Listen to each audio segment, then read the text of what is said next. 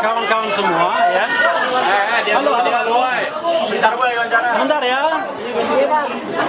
Kawan-kawan semua, Mas Roy dan Dr. Tifa berada dalam keadaan sehat walafiat.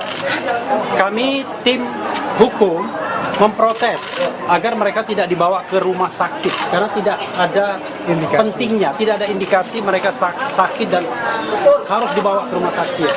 Kami protes menengarai ini adalah cara-cara untuk memamerkan beliau berdua dengan rompi orange-nya.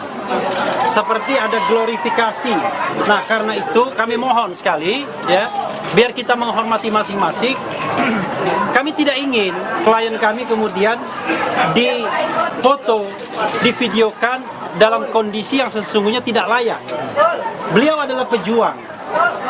Mereka bukan kriminal, bukan pembunuh, bukan koruptor dan lain sebagainya. Karena itu tidak pantas diperlakukan seperti ini. Nah, bisa nggak kawan-kawan sekalian minta statement saja dari kami lawyernya, tetapi tidak perlu memotret dan memvideokan Mas Roy dan Dr. Tifa. Karena kebutuhannya kami ngotot di dalam, kami nggak mau seolah-olah kok ada tersangka dipamerkan seperti itu, padahal kejahatannya bukan sebuah kejahatan yang patut untuk dipamer-pamerkan. Kalau koruptor oke lah.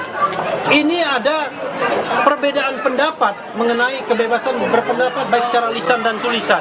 Kemudian ditangkap, proses penangkapannya saja sudah tidak benar.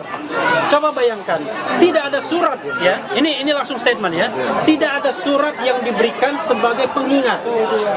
Biasanya menurut KUHP baru harus dipanggil secara layak, secara patut 2 kali. Kalau tidak mau kompromi barulah upaya paksa. Dan ini Dr. Tifa pagi tadi mau ujian disertasi pada pukul 8. Ketika berangkat ditangkap. Ujian disertasi memang di tempat ini, tetapi bisa dibayangkan apakah punya konsentrasi penuh atau tidak. Nah, karena itu silakan kawan-kawan sekalian tanya kepada kami, tapi mohon sekali jangan dijadikan 2 orang ini seperti mainan untuk difoto, divideokan dengan baju tahanannya. Sepakat ya? Kalian semua kan pejuang kan? Tapi jangan pakai baju tahanan ya Pak? Enggak, mereka itu memaksakan untuk memakai baju tahanan. Karena itu mohon sekali tidak usah dipotret, tapi kami akan kooperatif untuk menyampaikan apapun yang ditanyakan. Silakan kalau ada pertanyaan. Silakan. SOP-nya mau cek kesehatan. Apa? Kan SOP-nya mau cek kesehatan sebelum tahap itu. Jadi kalau kita bicara tentang pengecekan kesehatan ya, tadi sudah dilakukan waktu di ruang Kamnek tadi, dan kedua beliau dalam kondisi yang sehat. Pertanyaannya adalah apa yang mau dilakukan? Memamerkan beliau menggunakan pakai rompi. Kita menengarai hal-hal seperti ini seperti ada pesanan. Ini dugaan kami ya. Ini dugaan kami. Karena itulah, mohon teman-teman kooperatif, jangan jadikan perjuangan kedua beliau ini menjadi perjuangan yang kemudian bisa dimain-mainkan seolah mereka adalah kriminal. Nah, ini ada Pak Ugro. Pak Ugro sini, Pak Ugro. Pak Ugro, ada Pak Ugro Seno. Sini Pak. Silakan Pak Ugro. Pak sini Pak.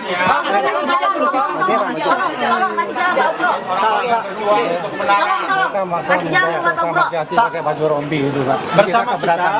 Bersama kita Pak Ugro Seno, mantan Wakapolri. Jadi kami Pak sudah menyampaikan bahwa kami keberatan kalau kedua beliau itu dikeluarkan dalam keadaan baju tahanan, rompi orange, dan kemudian dipotret, divideokan dan lain sebagainya.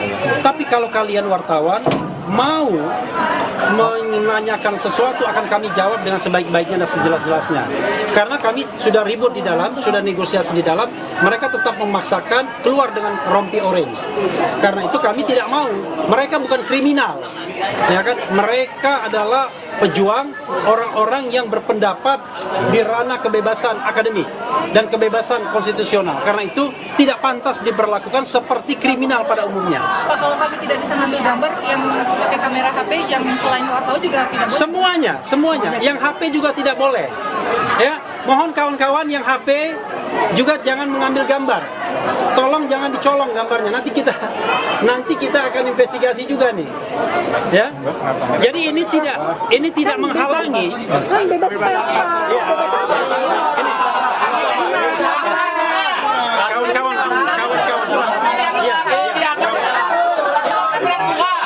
Iya, kawan-kawan semua. Oke, tapi apakah narasumber boleh berkeberatan? Kan boleh. Masa tidak boleh berkeberatan? Loh. Jangan gitu dong, tersangka. Aku ngerasain tersangka. Ya, jangan ribut. Jadi begini kawan-kawan. Bu, ntar lo bu. Kami tidak. Iya, sabar.